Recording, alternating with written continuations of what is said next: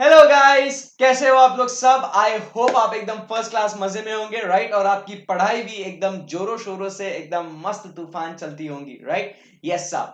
सो दोस्तों, आज हम लोग कुछ खास मिले हैं। एक बहुत ही इंटरेस्टिंग चीज हम लोग डिस्कस करने वाले हैं, और वो क्या है, सीए फाइनल ऑडिट में जो भी अमेंडमेंट्स आए हैं हम उन्हें पार्ट बाय पार्ट हम लोग उसे क्लियरली डिटेल में हम लोग क्या करेंगे, उसे डिस्कस करेंगे, ताकि हमारी जो अमेंडमेंट्स को लेके जो चिंता थी अब हम लोग वो दूर कर लेंगे, right. So without wasting any of our time, आज अभी हम लोग शुरू करते हैं फर्स्ट चैप्टर, जिसके अंदर बहुत बहुत बहुत ज्यादा, या हम लोग कह सकते हैं कि मतलब थोड़ा बहुत ऐसे बारीक बारीक छोटे छोटे चेंजेस आए गए हैं, अपडेशंस आए गए हैं, अमेंडमेंट्स आई गई है। तो वो चैप्टर हम लोग सबसे पहले उठाते हैं। सो फर्स्ट चैप्टर आज जो हम लोग लेंगे, जिसको हम लोग डिस्कस करेंगे, उसका नाम है क्या। सो हम बात कर रहे हैं आज इस चैप्टर की audit committee and corporate governance. आज जो हम लोग टॉपिक डिस्कस करने वाले हैं, सो इसका नाम है audit committee and corporate governance. इसमें छोटे छोटे जो जो अमेंडमेंट्स आए हैं, तो वो सारे सारे अमेंडमेंट्स हम लोग कवर करेंगे, और उन अमेंडमेंट्स को हम लोग नोट भी करते जाएंगे, ताकि अपनी एक समरी भी बन जाएगी कि भाई हम लोग को अपने रेगुलर लेक्चर्स के साथ साथ और क्या क्या अपने को अमेंडमेंट्स अपने को कवर करने हैं करके, है ना जी। सो बच्चा, हम लोग बात कर रहे हैं audit committee and corporate governance की। जैसे आप सबको पता ही है what is audit committee and corporate governance. So एक बार आपको मैं थोड़ा सा आइडिया दिला दूं कि जैसे हम लोग कहते हैं कि एक ऑर्गेनाइजेशन है, कॉर्पोरेट एंटिटी है, उसको बराबर से मैनेज करना चाहिए, उसे डायरेक्ट करना चाहिए, उसे सुपरवाइज करना चाहिए, so that the entire operations of the business are work towards the best interest of the stakeholders. Correct है एकदम, यस। तो इसीलिए उस कॉर्पोरेट एंटिटी के ऊपर गवर्नेंस होना बहुत जरूरी है। सही बात है एकदम, यस। और इस गवर्नेंस के चलते listing obligations and disclosure requirement सितंबर 2015 को ये सेबी द्वारा आपके लिए लागू गए थे। आप कंपनीज, लिस्टेड कंपनीज हैं, तो उनके लिए एप्लीकेबल कर दिए गए थे। करेक्ट है एकदम, यस। तो SEBI made applicable what, listing obligations and disclosure requirement. SEBI ने क्या एप्लीकेबल किया मेरे बच्चों? So SEBI made what applicable listing obligations and disclosure requirement. We all know the date was what, September 2, 2015।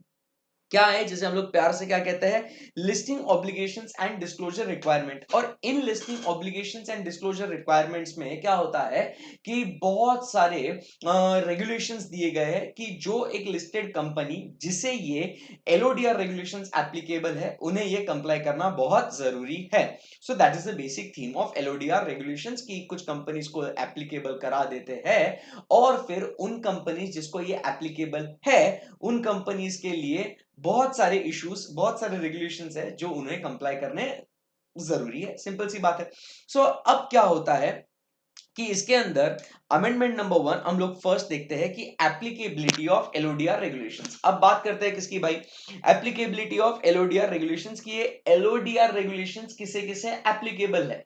तो हमने क्या कहा था, हमने क्या पढ़ा था कि बॉस, एलओडीआर रेगुलेशंस ये कोई भी कंपनी जो लिस्टेड रिकॉग्नाइज्ड स्टॉक एक्सचेंज पे, जो लिस्टेड कंपनी है, बराबर, जो रिकॉग्नाइज्ड स्टॉक एक्सचेंज पे लिस्टेड है, तो उन कंपनीज को क्या हो जाता है, एलओडीआर रेगुलेशंस एप्लीकेबल हो जाता है। जैसे हम लोग ने देखा था कि कोई नॉन कन्वर्टेबल डेट सिक्योरिटीज है, फिर परपेचुअल डेट इंस्ट्रूमेंट्स है, perpetual non cumulative preference shares है, इंडियन डिपॉजिटरी रिसीट्स है, सिक्योरिटाइज्ड डेट इंस्ट्रूमेंट्स है, बराबर, यूनिट्स ऑफ म्यूचुअल फंड्स है। ऐसे एक लिस्ट हमने देखी थी कि अगर आप की कंपनी अगर इन सिक्योरिटीज में ट्रेड करती है ऑन रिकॉग्नाइज्ड स्टॉक एक्सचेंज, तो आपको एलओडीआर रेगुलेशंस एप्लीकेबल होंगे।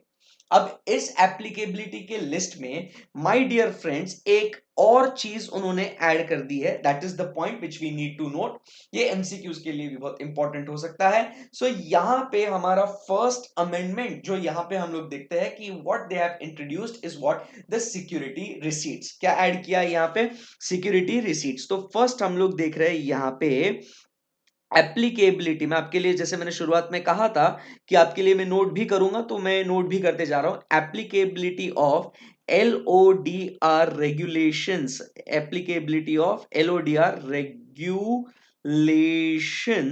तो इसके अंदर हम लोग क्या देखते हैं कि सिक्योरिटी रिसीट्स ये ऐड कर दिए गए हैं यहाँ पे, सिक्योरिटी रिसीट्स। सो अगर आपकी कंपनी क्या करती है बच्चा, अगर आपकी कंपनी रिकॉग्नाइज्ड स्टॉक एक्सचेंज पे सिक्योरिटी रिसीट्स में अगर ट्रेड करती है तो आपको एलओडीआर रेगुलेशंस एप्लीकेबल हो जाएंगे। खत्म हो गई बात एकदम, यस परफेक्ट एकदम, जी सर। सो यहां से आगे बढ़ता है, ये एक बेसिक मैंने जैसे कहा ना कि चैप्टर एज सच में कुछ मेजर चेंजेस नहीं है, बट छोटे छोटे पॉइंट्स है कि जहां पे अमेंडमेंट्स लाई गई है। Okay okay, so that was the first point. Now after the LODR regulations are applicable, अब ध्यान से सुनिएगा, after the LODR regulations are applicable, हम क्या देखते हैं कि भाई एलओडीआर रेगुलेशंस एप्लीकेबल हो गए तो उन्हें क्या करना है, उन रेगुलेशंस को फॉलो करना है। किन्हें, आप समझने की कोशिश कीजिए कि ये एक कंपनी है, बराबर, आप ध्यान दीजिएगा, ये एक कंपनी है, इस कंपनी एप्लीकेबिलिटी क्राइटेरिया में ये कंपनी फिट हो जाती है। तो इसका मतलब क्या हो गया कि नाउ इन्हें LODR regulations 2015 are now what applicable. Simple सी बात है एकदम, इसमें तो कोई डाउट नहीं है अपने को। तो इस एलओडीआर रेगुलेशंस के अंदर क्या है, बहुत सारे इश्यूज हैं। इश्यूज मतलब क्या कि बहुत सारे कंप्लायंस कराने की रिक्वायरमेंट्स है, तो ये इश्यूज को इस पर्टिकुलर कंपनी ने पूरा करना है। आई बात समझ में आपको, जी सर। तो इशू नंबर 1 किसके बारे में बात करता है, सो इशू नंबर 1 बात करता है about what is the audit committee, कि हमें एक क्वालिफाइड और इंडिपेंडेंट ऑडिट कमिटी चाहिए। That is what is the first issue we are discussing, कि हमें क्या चाहिए, एक क्वालिफाइड और एक इंडिपेंडेंट ऑडिट कमिटी चाहिए। आई बात समझ में आपको। सो अब इस क्वालिफाइड और इंडिपेंडेंट ऑडिट कमिटी में मतलब क्वालिफाइड मतलब कौन कौन लोग होने चाहिए, बराबर कि नहीं, उन्हें क्या बेसिक नॉलेज होना चाहिए, सो उसके बारे में अब हम लोग यहाँ पे बात करते हैं, ठीक है।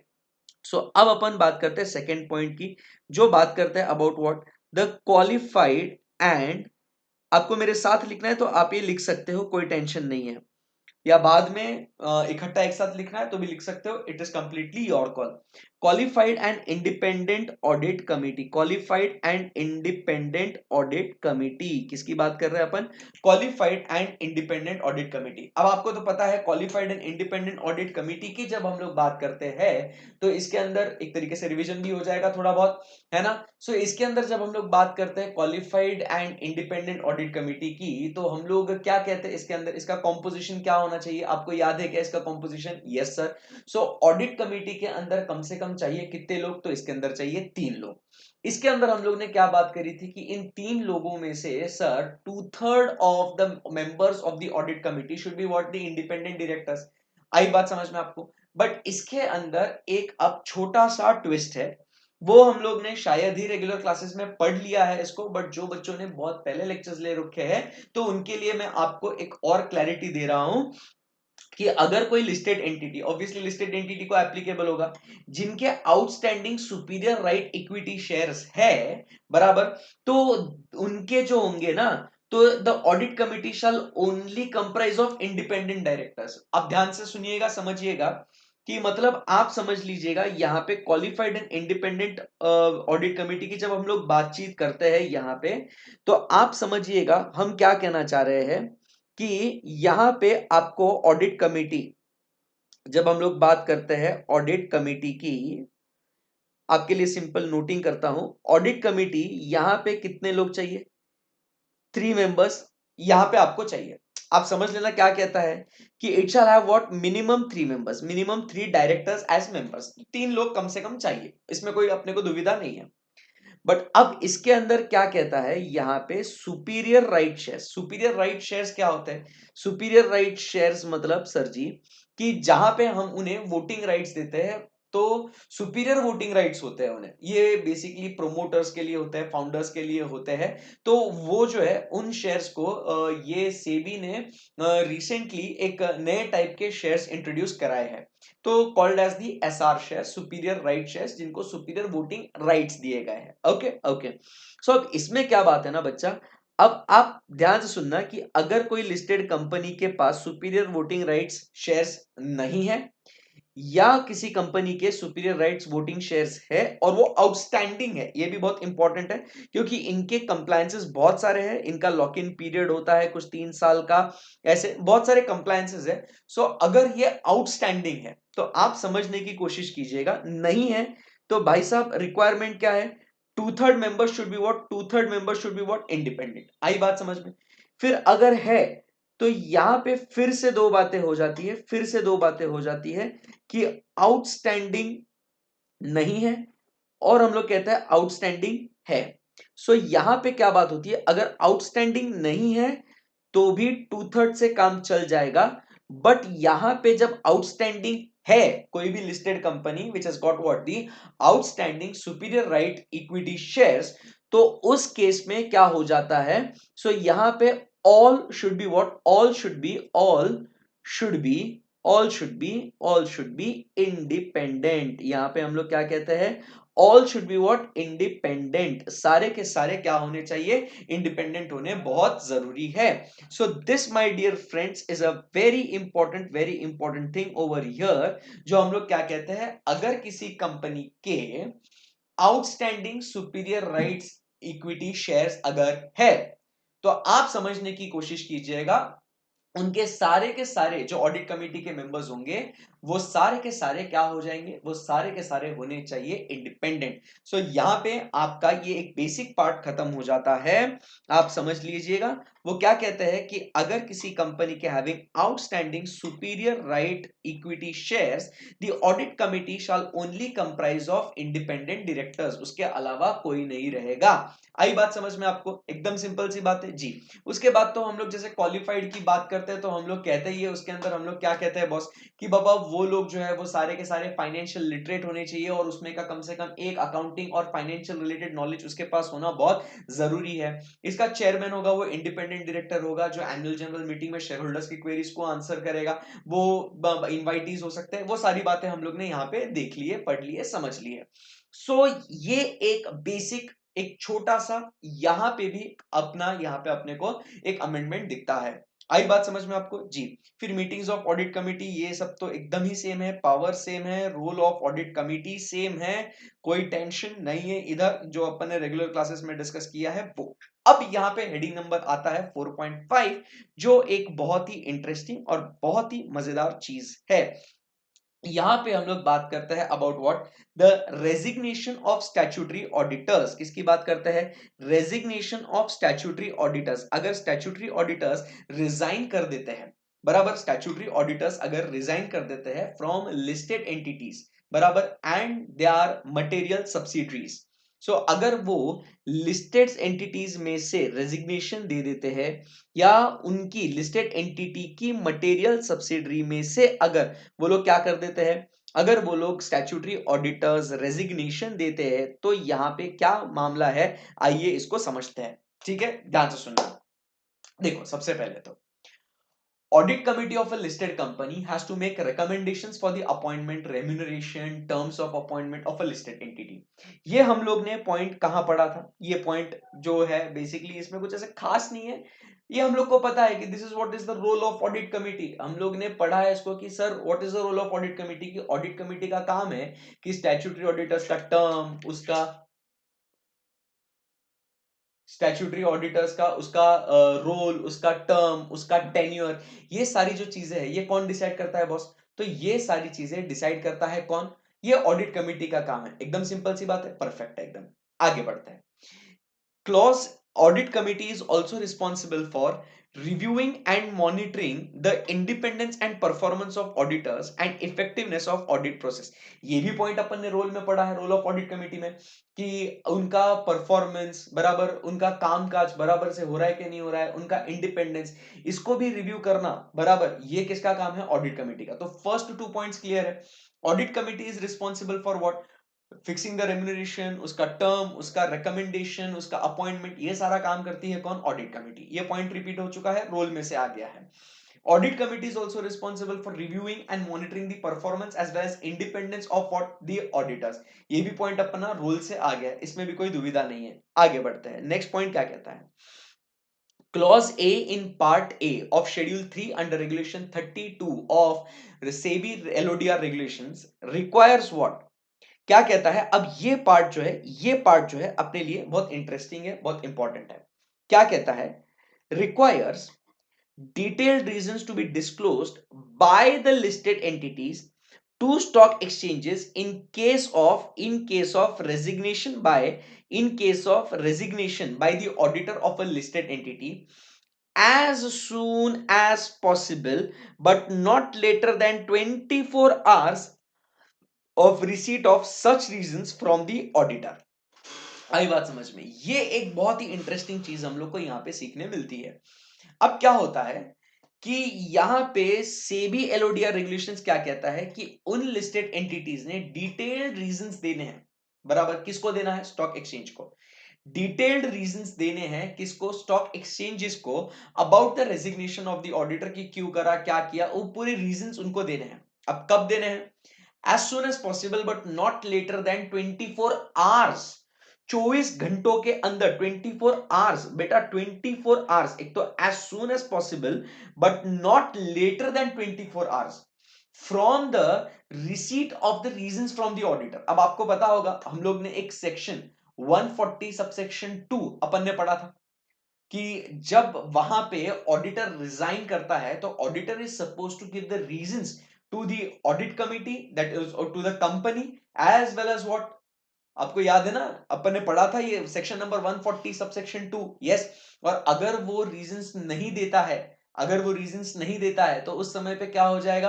अगर वो रीजंस नहीं देता तो वो सेक्शन नंबर 140 सबसेक्शन 3 एक्टिवेट हो जाता है। Yes, you remember? ये वेरी गुड। सो यहां पे विद इन 30 डेज ऑडिटर ने क्या करना है? उसने ऑब्वियसली बात है, उसने ये रीजंस देने हैं। तो जैसे कंपनी को वो रीजंस मिल जाते हैं ना, तो उस समय पे कंपनी ने क्या करना चाहिए? कंपनी ने जैसे ही रीजन आया, not later than 24 hours, immediately as soon as possible but not later than 24 hours, उसने क्या करना चाहिए? वो स्टॉक एक्सचेंज तक वो इंफॉर्मेशन पहुंचा देनी चाहिए। आई बात समझ में आपको? सो यहां पे अपने को एक थर्ड पॉइंट यहां पे अपने को सीखने मिलता है। बराबर, जो हम लोग बात कर रहे हैं, बराबर, थर्ड पॉइंट वो हम लोग कहते हैं resignation by statutory auditor.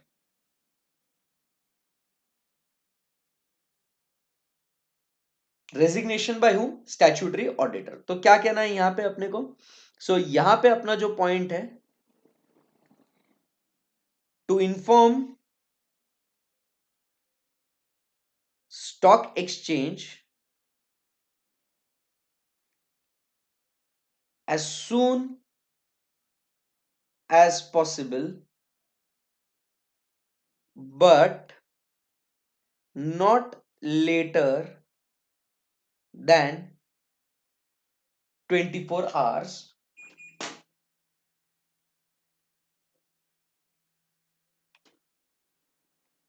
from the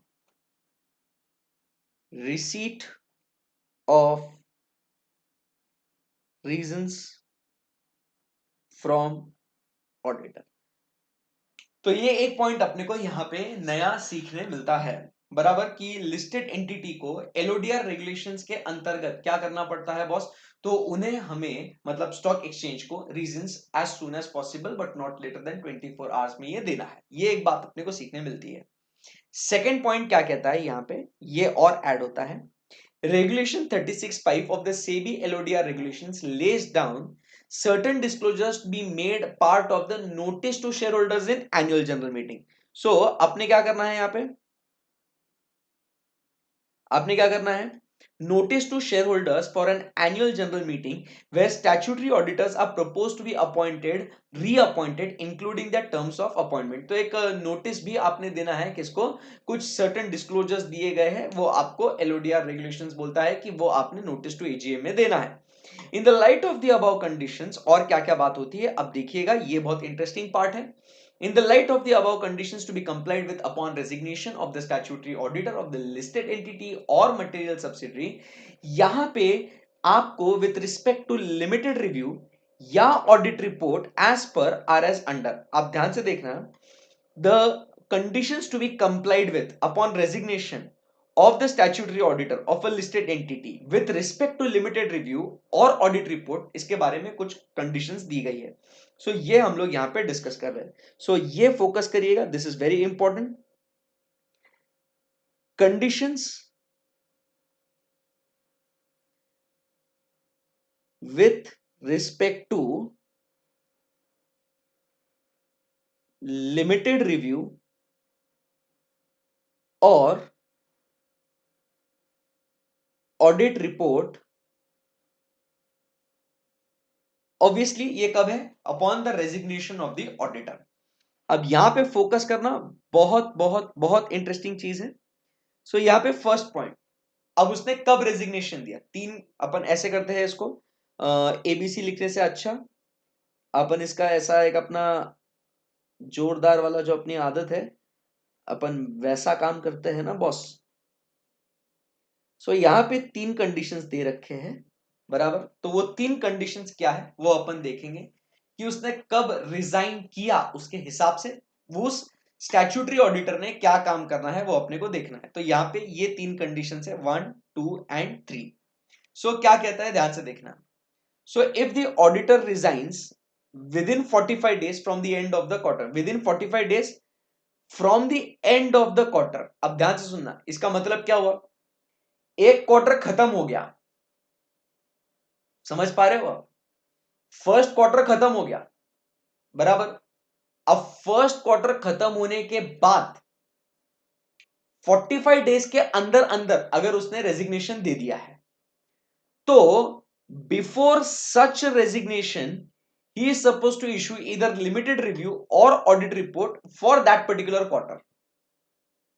आई बात समझ में आपको? तो यहां पे उसके ऊपर क्या रिस्पॉन्सिबिलिटी है कि भाई तू एक क्वार्टर तो था ना, तू तो रेजिग्नेशन दे रहा है, कोई टेंशन नहीं है, तू दे दे रेजिग्नेशन, बराबर. बट जाने के पहले तू उस क्वार्टर का लिमिटेड रिव्यू या उस क्वार्टर के ऊपर अपनी ऑडिट रिपोर्ट तू देके चले जा.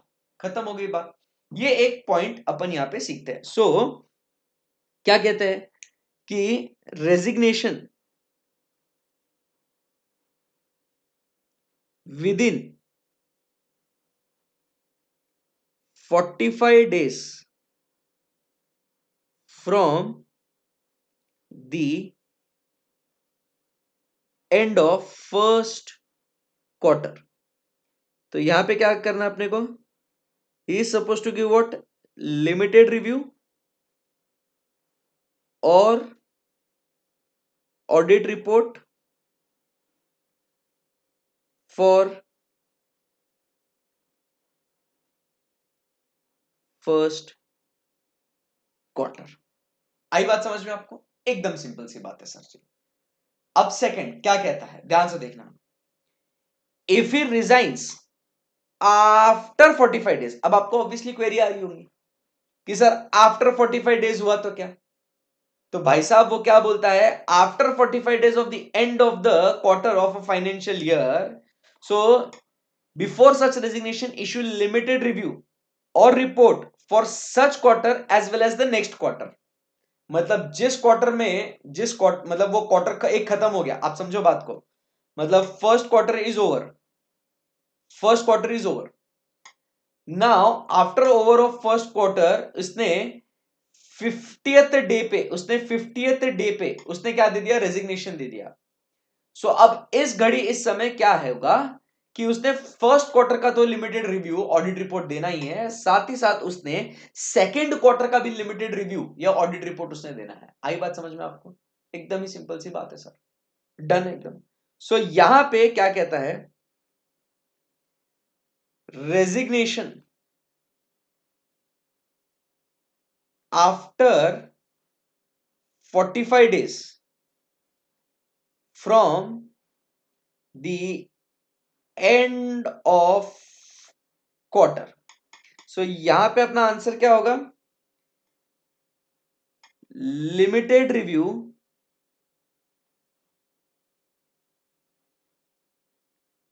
और audit report for that as well as next quarter, मतलब जिस क्वार्टर में उसने रेजिग्नेशन दिया वो क्वार्टर का भी उसने क्या देना है, उसने भाई क्या करना है, ऑडिट रिपोर्ट या लिमिटेड रिव्यू दे देना है। अब आखिरी क्या बचता है कि अगर उसने 3 quarter, if the auditor has signed, ध्यान से देखना, पढ़ना सुनना समझना, if the auditor has signed the limited review or the audit report for the first 3 quarters of the financial year, बराबर, and then the auditor shall before such resignation issue the limited review for the last quarter of such financial year as well as the audit report for such financial year। तो उसने क्या करना है, if he has already given, क्या लिखना है यहां पे अपने को कि if the auditor has signed the limited review or audit report of first 3 quarters, और अगर वो रेजिग्नेशन दे देता है, so he is suppose to give out LR, मतलब limited review, so he is suppose to give out limited review for last quarter as well, also audit report, लिखा है यहां पे as well as, also audit report for that financial year. आई बात समझ में? So ये कंडीशंस है आपके with respect to what, these are the conditions with respect to what, limited review और ऑडिट रिपोर्ट। बात पहुंची आप तक? एकदम सिंपल सी बात है। सो ये एक कुछ नया इंटरेस्टिंग पार्ट आता है कि ऑडिटर ने रेजिग्नेशन देना है, दे दो। जैसे ही ऑडिटर से रीजंस मिलते हैं, पॉइंट नंबर 1 हमने क्या देखा, as soon as possible but not later than 24 hours आपने स्टॉक एक्सचेंज को इंफॉर्मेशन पहुंचा देनी है। सेकंड, ऑडिटर के ऊपर क्या कंडीशंस है with respect to limited review और ऑडिट रिपोर्ट इस point number 1, first quarter end होता है और उसके 45 डेज के अंदर अंदर अगर वो रेजिग्नेशन दे देता है तो उसने क्या करना है, जिस क्वार्टर तक तो वो था, जिस क्वार्टर में उसने काम किया है उसका उसने लिमिटेड रिव्यू या ऑडिट रिपोर्ट देना है। अगर वो 45 डेज के बाद अगर वो रेजिग्नेशन देता है तो उस क्वार्टर का प्लस नेक्स्ट क्वार्टर का भी उसने रिव्यू देना है। और अगर वो 3 क्वार्टर का ऑडिट रिपोर्ट लिमिटेड रिव्यू कर चुका है साइन, तो उसने लास्ट क्वार्टर का भी देना है रिव्यू और पूरे फाइनेंशियल ईयर के ऊपर भी उसने ऑडिट रिपोर्ट देना जरूरी है। सिंपल सी बात थी सर यहाँ पे। तो other conditions relating to resignation, ये भी बहुत इंपॉर्टेंट पार्ट है, एकदम ही सिंपल सी है, एकदम अच्छे से ध्यान से देखना। देखो आप, इतना बड़ा बड़ा कंटेंट है, पेजेस इतने ज्यादा है सर, इतना एक एक दो दो पेजेस के अमेंडमेंट्स अपडेशंस आए हैं, इसको देख के डरना नहीं है अपने को, एकदम रिलैक्स मोड पे, कोई टेंशन नहीं है, बहुत ही इजी इजी अमेंडमेंट्स है इसमें, ठीक है ना। सो अदर कंडीशंस, अब क्या कहता है, ध्यान से देखना, सुनना, समझना। Reporting concerns with respect to listed entity its material subsidiary to the audit committee. अब ध्यान से देखना, reporting concerns to the audit committee, मतलब इसका पहले हेडिंग समझ लो आप, हेडिंग बॉडी में जाना बहुत जरूरी है। मतलब जब ऑडिटर का रेजिग्नेशन होता है या होने वाला है, उस समय पे ऑडिट कमिटी को क्या क्या रिपोर्टिंग करना चाहिए उसके बारे में बात हो रही है।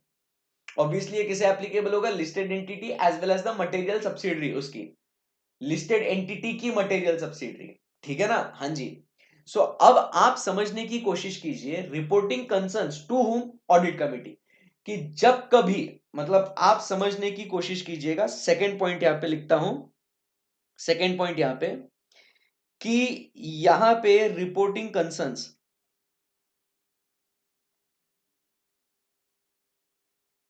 टू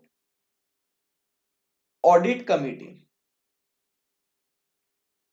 क्या कह रहे हैं अपन यहां पे, reporting concerns to audit committee, जब रेजिग्नेशन होता है उस समय की बात हो रही है।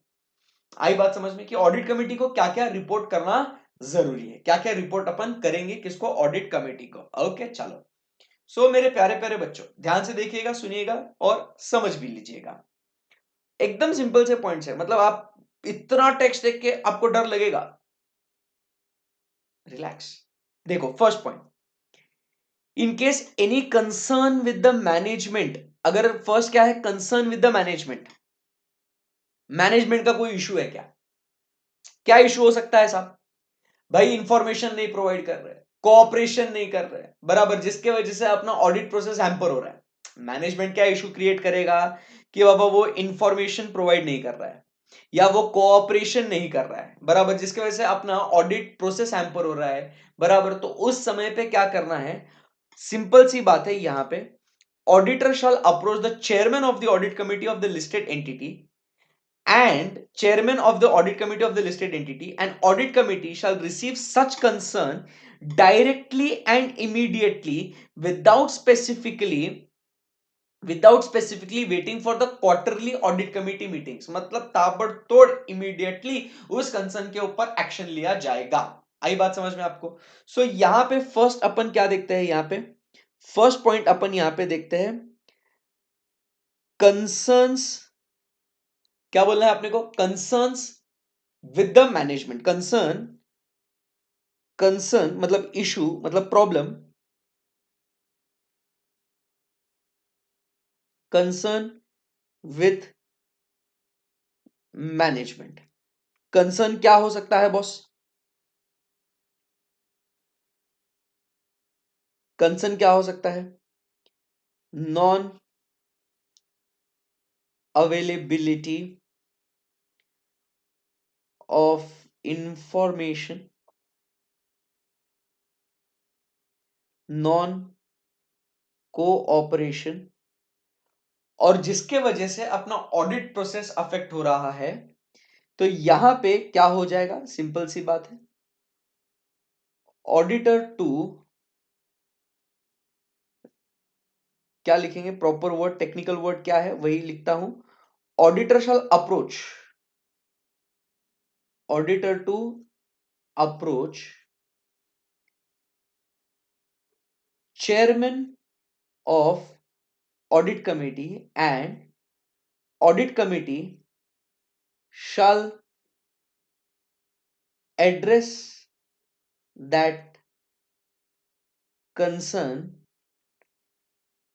directly and immediately। डन एकदम। So this is the first. अगर अपन रेजिग्नेशन दे रहे, देखो अपन को जब आप समझो बात को सर, यहां पे आप बोलोगे रेजिग्नेशन की क्या बात आ गई और इसमें कुछ सर क्लिक नहीं हुआ। अगर आप समझ रहे हो बात को कि जब हम लोग एसए नंबर 705 भी पढ़ते हैं तो हम लोग कभी भी डायरेक्टली डिस्क्लेमर ऑफ ओपिनियन नहीं देते। अपन क्या करता है दोस्त कि सबसे पहले अपन मैनेजमेंट को बोलते हैं कि भाई एक लिमिटेशन आ रहा है, वो लिमिटेशन को तू हटा दे करके। मैनेजमेंट अगर फिर भी नहीं मानता है तो फिर अपन क्या करते हैं, अपन उस समय पे ऑडिट कमिटी के पास जाते हैं और ऑडिट कमिटी को बोलते हैं भाई मैनेजमेंट है ना लिमिटेशन लगा रहा है, बराबर। या अपन टीसीडब्ल्यूजी के पास जाते हैं, अपन ने पढ़ा होगा ऐसे 705 के अंदर, तो अपन उनके पास जाते हैं हायर अथॉरिटी के पास और बोलते हैं कि हमें इंफॉर्मेशन नहीं मिल रहा है, कोऑपरेशन नहीं हो रहा है, जिसके से अपना ऑडिट प्रोसेस अफेक्ट हो रहा है। तो उस समय पे अपन क्या करते हैं, हायर अथॉरिटीज के पास जाते हैं, और अगर वहां भी अगर अपनी बात नहीं बनती है तो अपने पास ऑप्शन क्या होता है, अपने पास ऑप्शन होता है रेजिग्नेशन देने का। और अगर रेजिग्नेशन पॉसिबल नहीं है तो उस समय पे अपन क्या देते थे, डिस्क्लेमर ऑफ ओपिनियन अपन दे देते हैं। आई बात समझ में आपको? तो ऐसी बात है यहाँ पे कंसर्न विद द मैनेजमेंट की अगर इंफॉर्मेशन अवेलेबल नहीं है तो ऑडिटर ने पहले अप्रोच करना है किसको, चेयरमैन या chairman of the audit committee को, और फिर वो इमीडिएटली उसके ऊपर एक्शन लेगा। ऐसा नहीं कि रुको अपनी मीटिंग होगी फिर डिस्कस करेंगे फलाना ढिमकाना, नहीं, immediately. So that is the first point. Simple सी बात थी एकदम। वेरी गुड सर, बहुत ही मजा आ गया इसके अंदर। सेकेंड पॉइंट, अगर फिर भी ऑडिटर साहब बोलते हैं कि ही प्रपोजेस टू रिजाइन, फिर भी बोलते हैं अभी अभी क्या हमारा क्वेरी सॉल्व नहीं हुआ ना बॉस, तो दिक्कत है। So if the auditor proposes to resign, so all concerns, क्या कहते हैं, all concerns with respect to the proposed resignation with relevant document shall be brought to the notice of the audit committee। if the proposed resignation is due to non receipt, आप क्यों resignation दे रहे हो, is due to non receipt of information explanation from the company, the auditor shall inform the audit committee of the details of information explanation sought and not provided by the management as applicable। आई बात समझ में? मतलब फिर भी auditor बोलता है still he wants to what, resign. Second point क्या कहता है, auditor proposes to resign। So इस समय पे क्या हो जाएगा, यहां पे all documents, all relevant documents shall be brought to the notice of audit committee. आई बात समझ में आपको? सो ऑडिट कमेटी को हम लोग ये तुरंत बता देंगे, और फिर से ये पार्ट तो सेम है, ड्यू टू अगर नॉन रिसीट ऑफ इंफॉर्मेशन वगैरह है तो ये हम लोग उन्हें बता देंगे। ओके, अब on receipt of such information from the auditor relating to the proposal of resignation as mentioned above, audit committee और board of directors in case अगर ऑडिट कमेटी एप्लीकेबल नहीं है तो then shall deliberate on the matter and communicate its views to the management and the auditor। सो फिर उसके बाद वो उनके व्यूज बता देंगे। तो इसमें कोई बड़ी बात नहीं है, मतलब वो क्या है कि भाई क्यों इंफॉर्मेशन नहीं, कैसे क्या है, एंड फिर कहानी आगे ऐसे बढ़ेगी। डन है एकदम।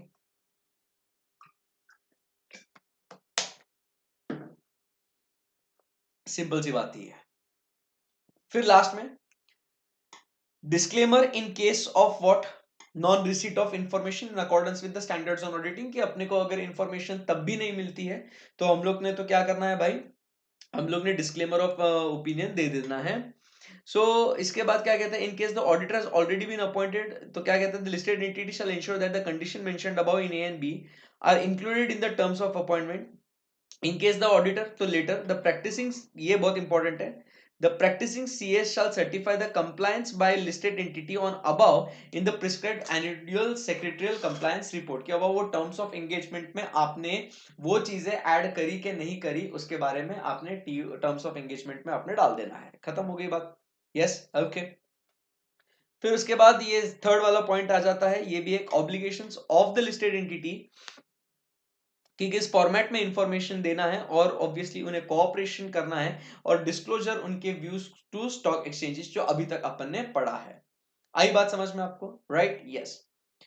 ऑब्वियसली ये रेजिग्नेशन के समय पे एप्लीकेबल है, अगर वो डिस्क्वालिफाइड है तो ऑब्वियसली उस समय पे ये प्रोविजंस एप्लीकेबल होंगे नहीं।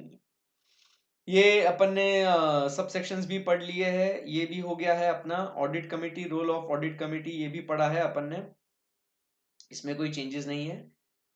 हाँ जी। तो अब ये बात करते हैं अभी अपन requirement of the presence of what, the independent directors. इसके बारे में अपन ने क्लास में पढ़ा हुआ है कि हम लोग क्या कहते हैं कि जब क्या कहते हैं कि कंपनी का अगर एक नॉन एग्जीक्यूटिव इंडिपेंडेंट डायरेक्टर अगर चेयरमैन है कंपनी का, नॉन एग्जीक्यूटिव इंडिपेंडेंट डायरेक्टर अगर चेयरमैन है उस कंपनी का, तो 1/3 of the board will comprise of what, the independent directors. But in other cases जहां रेगुलर नॉन एग्जीक्यूटिव चेयरमैन है या एग्जीक्यूटिव चेयरमैन है, तो उस केस में हम लोग ने क्या कहा था कि at least 1/2 of the board should be of what, the independent directors. ऐसी कुछ अपनी बात हुई थी, बोलो यस और नो? यस, ये तो आपको सबको पता है, ये सारा पार्ट अपन ने डिस्कस कर लिया था इसमें। बट अब इसके अंदर क्या बात होती है, important, the chairperson of the board of top 500 listed entities, बराबर, क्या कहते हैं, auditor shall ensure that the chairperson of the board of top 500 entities is a non executive director not related to the managing director or chief executive officer as per the definition of the term relative। अब आप समझने की कोशिश कीजिए, next point पे आते हैं अपन, फिर उसको नोट करेंगे। थर्ड, फोर्थ पॉइंट जो अपन अमेंडमेंट का फोर्थ पॉइंट अपन देख रहे हैं यहां पे, ये हेडिंग अपना क्या है, requirement of presence of independent directors.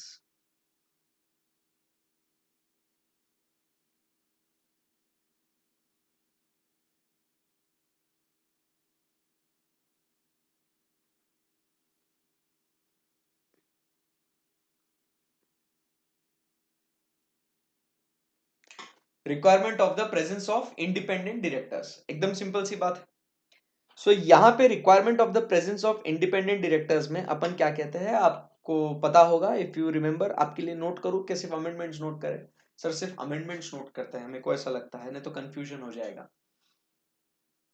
कि देखिए जब रेगुलर नॉन एग्जीक्यूटिव डायरेक्टर जब चेयरमैन होता है ना, independent regular non executive independent director अगर चेयरमैन होता है, तो 1/3 of the members of the board 1/3 of the members of the board shall be of independent directors.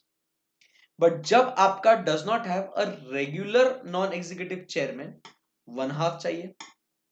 अगर नॉन एग्जीक्यूटिव चेयरमैन है बट वो प्रोमोटर ऑफ द कंपनी और related to the promoter और etcetera etcetera है, तो इसका मतलब क्या हुआ, वो नॉन इंडिपेंडेंट हो गया। मतलब वो नॉन एग्जीक्यूटिव है बट वो नॉन इंडिपेंडेंट हो गया।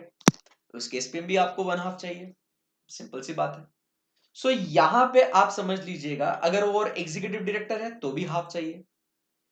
बट इन सब में क्या कहता है कि भाई top 500 listed entities, top 500 listed entities, अपन क्या कहते हैं, टॉप 500 लिस्टेड एंटिटीज। इस केस के अंदर in top 500 listed entities chairperson कौन होना चाहिए? एक तो वो होना चाहिए नॉन एग्जीक्यूटिव, और दूसरा नॉट रिलेटेड टू। कौन से लोग बोले उसने not related to? So point number 1, managing director, chief executive officer, not related to managing director और चीफ एग्जीक्यूटिव ऑफिसर। मतलब वो नॉन एग्जीक्यूटिव इंडिपेंडेंट ही चाहिए, सिंपल सी बात है। आई बात समझ में आपको? So that is what is one very important point कि top 500 obviously based on market capitalisation, top 500 listed companies की बात हो रही है यहां पे। ये सारी बात हो गई। फिर ये पॉइंट्स तो अपने सिंपल है, बोर्ड ऑफ डायरेक्टर्स ये अपन ने डिस्कस भी करा हुआ है। बस आपको फिर से एक बार याद दिलाने के लिए मैं आपको बता दूं, board of directors of top 1000 listed entities shall have at least one woman director. एक कम से कम वुमन डायरेक्टर होना बहुत जरूरी है। Top 1000 is obviously based on market capitalisation. No listed entity shall appoint a person और continue the directorship as a non-executive director, very important, who has attained the age of 75 years unless special resolution has passed to that effect। मतलब कोई भी व्यक्ति जो 75 years of as के ऊपर हो गया है, आप समझ लीजिएगा वो नॉन एग्जीक्यूटिव डायरेक्टर नहीं बन सकता है जब तक उस कंपनी का स्पेशल रेजोल्यूशन पास नहीं हो जाता, तब तक। आई बात समझ में? मैक्सिमम डायरेक्टरशिप क्या कहता है? A person shall not be director for not more than 7 listed entities, बराबर, including alternate directorship। The directors of listed entities shall comply with the following conditions: not be a director for more than 7 listed entities। 7 listed entities specifically private में बन सकते हैं, but 7 listed entities के ऊपर ही requirement restriction है। Provided that the person shall not serve as an independent director for more than 7 listed provided that a person shall not serve as independent director for more than 7 listed entities। Okay, notwithstanding above, any person who is serving as a whole time director, managing director in any of the listed entity shall serve as an independent director in not more than 3 listed entities. अब आप समझने की कोशिश कीजिए क्या कहता है, अ person shall not be a director for not more than 7 listed entities. तो 7 लिस्टेड एंटिटीज में वो डायरेक्टर बन सकता है, not more than that. Provided that a person shall not serve as an independent director for more than 7 listed entities. तो इन 7 के साथ में वो इंडिपेंडेंट भी हो सकता है, बट 7 से ज्यादा नहीं। नॉट विथस्टैंडिंग अब ऊपर का सब छोड़ दो, any person who is servicing as a whole time director और managing director in any of the listed entity, इनमें अगर वो एमडी या होल टाइम डायरेक्टर अगर है, तो he shall serve as an independent director for not more than 3 listed entities. तो not more than 3 listed entities में वो इंडिपेंडेंट बनेगा। आई बात समझ में? अगर वो 7 में से किसी में भी अगर वो मैनेजिंग डायरेक्टर या होल टाइम डायरेक्टर है तो वो 3 से ज्यादा कंपनीज में इंडिपेंडेंट डायरेक्टर नहीं बन सकता है। अब आप ये पूछेंगे सर ऐसा क्यों किया उन्होंने? सिंपल सी बात है, अगर वो तीन मतलब किसी भी कंपनी में भाई वो अगर वो होल टाइम डायरेक्टर है, मैनेजिंग डायरेक्टर, कामकाज बहुत होगा ना उसके पास, तो इंडिपेंडेंट डायरेक्टर्स के ऊपर रिस्पॉन्सिबिलिटीज बहुत सारी होती है। तो इसके लिए भाई उसको बोला 3 से ज्यादा नहीं, नॉट मोर देन 3। आई बात समझ में आपको? Yes. Top 2000 listed entity shall comprise of not less than 6 directors. Top 2000 is based upon what? Market capitalization. मतलब कम से कम 6 डायरेक्टर होने जरूरी है टॉप 2000 लिस्टेड एंटिटीज में। आपके लिए नोट करें, नोट कर देता है। Very good.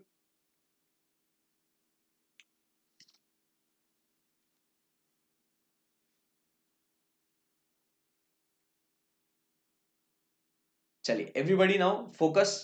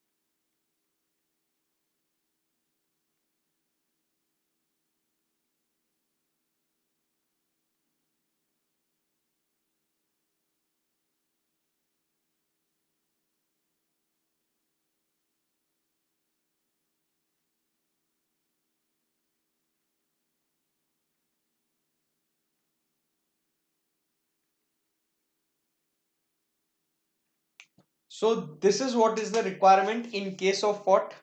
Top 1000, top 2000, as restriction, maximum directorship, इसके बारे में बातचीत हो रही है। तो ये आपके लिए नोटिंग कर दिया, सिंपल सी बात हो गई यहाँ पे। ठीक है, ये हो गया रेम्यूनरेशन टू डायरेक्टर्स, हो गया, कोई टेंशन नहीं है यहाँ पे। अप्रूवल ऑफ रेम्यूनरेशन ये सेम है, स्टॉक ऑप्शन, सिंपल सी बात है। ये मेंबरशिप चेयरमैनशिप का, इसमें कंफ्यूज मत होना। मेंबरशिप चेयरमैनशिप 10 कमिटी का वो मेंबर बन सकता है, एंड 5 का क्या हो सकता है वो ये बन सकता है चेयरपर्सन। तो इसमें कोई टेंशन नहीं है। वो डायरेक्टरशिप का रिस्ट्रिक्शन है, ये मेंबरशिप और चेयरमैनशिप का रिस्ट्रिक्शन है। दोनों में कंफ्यूज मत होना। डायरेक्टरशिप सिर्फ 7, बट मेंबरशिप चेयरमैनशिप में 10 कमिटीज का चेयरमैन बन सकता हूं, 5 कमिटीज का मैं चेयरमैन बन सकता, 10 कमिटी का मेंबर बन सकता हूँ, सॉरी, 10 कमिटीज का मेंबर बन सकता हूँ, और 5 कमिटीज का क्या बन सकता हूँ? चेयरपर्सन बन सकता हूँ। तो इसमें कोई टेंशन वाली बात नहीं है, कंफ्यूज मत होना। Meeting of the board of directors. आपको तो पता है कि मीटिंग्स 30 फर्स्ट मीटिंग उनकी कब होनी चाहिए। So the first meeting should be done with in 30 days, और उसके बाद साल में उन्होंने कम से कम 4 मीटिंग्स होल्ड करनी चाहिए, और 2 मीटिंग्स के बीच में 120 डेज से ज्यादा का गैप होना नहीं चाहिए। बट अब यहां पे हम एक अगला अमेंडमेंट लेते हैं, amendment number 6, meetings of board of directors.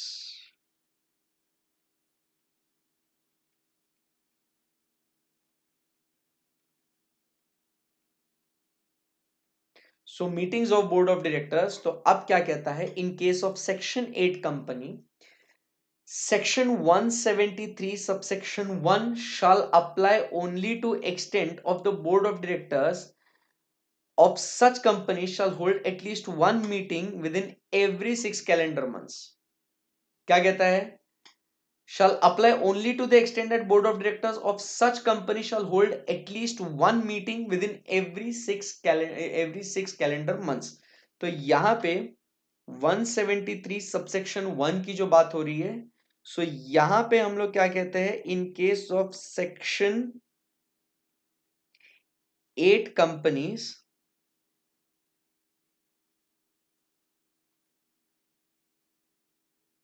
Meeting to be held at least once in 6 calendar months. आई बात समझ में। एंड दूसरा IFSC, सो यहां पे IFSC पब्लिक और private company, it shall hold the first meeting with in 60 days of its incorporation and at least one meeting of the in half of the calendar year। मतलब same, but first meeting क्या कहते हैं यहां पे, IFSC companies, public और private doesn't matter,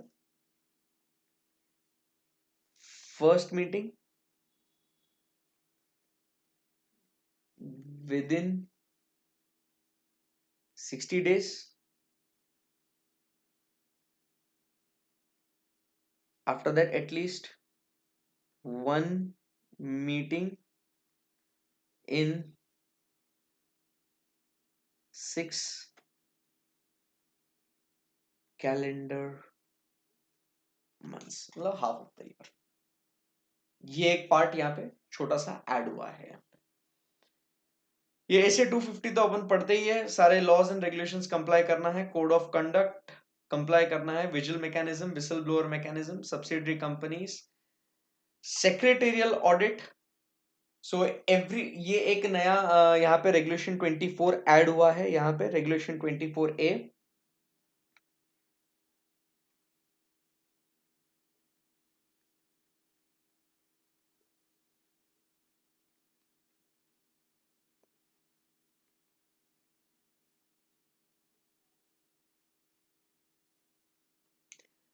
सो यहाँ पे secretarial audit कराना पड़ेगा, every listed entity and it's material subsidiary incorporated in India shall undertake secretarial audit. Sir what is secretarial audit, company secretaries क्या करते हैं, जो भी लीगल कंप्लायंसेस उन कंपनीज को करने पड़ते हैं, उन कंपनीज के कंप्लायंसेस पूरे हुए या नहीं हुए उसको चेक करना, वो सेक्रेटरियल ऑडिट में करता होता है, which is done by a company secretary in practice. आई बात समझ में आपको, डन। सो एक secretarial audit by practising company secretary, statement of deviation variation we all know, disclosures ये देने हैं, इंफॉर्मेशन टू शेयर होल्डर्स ये हो गया। हाँ, अब फिर से बेसिक चेंज किस में आया है, SRC में, स्टेक होल्डर्स रिलेशनशिप कमेटी में, फिर उसके बाद नॉमिनेशन एक एक बता देता हूं अभी, आउटस्टैंडिंग इससे रिलेटेड ही है। जैसे कॉम्पोजिशन में हम लोग कहते हैं 3 डायरेक्टर होना चाहिए with one at least one independent director, but यहां पे क्या कहता है, इन case of listed entity having outstanding superior right equity shares, so 2/3 of the committee shall comprise of independent directors। इसमें क्या कहता है, 3 डायरेक्टर्स चाहिए अपने को, इसमें क्या चाहिए अपने को, what we want is 3 directors, with at least one independent director, है ना। तो यहां पे आप समझने की कोशिश कीजिए, अगर अपने को वन इंडिपेंडेंट डायरेक्टर चाहिए तो यहां पे लिख देता हूं आपके लिए, टेंशन नहीं। 6 7 8 एसआरसी में नॉर्मली अपन क्या कहते हैं, यहां पे अपने को चाहिए 3 डायरेक्टर्स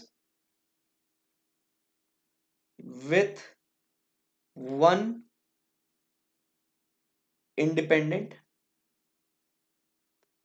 बट यहां पे वन इंडिपेंडेंट में क्या हो जाता है, अगर outstanding superior right equity shares अगर है, सो आपको कितने चाहिए, यहां पे हमने क्या कहा कि what we want is 2/3, at least two third should be what independent directors. So यहां पे अपन को चाहिए एटलीस्ट 2/3 इंडिपेंडेंट डायरेक्टर्स। सेम यहां पे एसआरसी के बाद अपन ये ट्रांसमिशन तो हो गया अपना, कंप्लायंस सर्टिफिकेट भी सिंपल है, अदर डिस्क्लोजर्स। अब अपने को रिस्क मैनेजमेंट कमेटी में भी ऐसा ही अपने को दिखता है, जहां पे हम लोग क्या कहते हैं, the majority shawl consist of the members of the board, however in case the listed entity having outstanding superior right equity shares at least 2/3 of the risk management committee shell comprise of what, the independent directors. तो same यहां पे मैं लिखता हूं,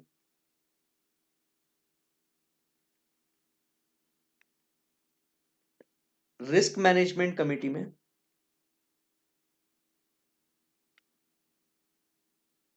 ये देखो कितना fast लिखता हूं,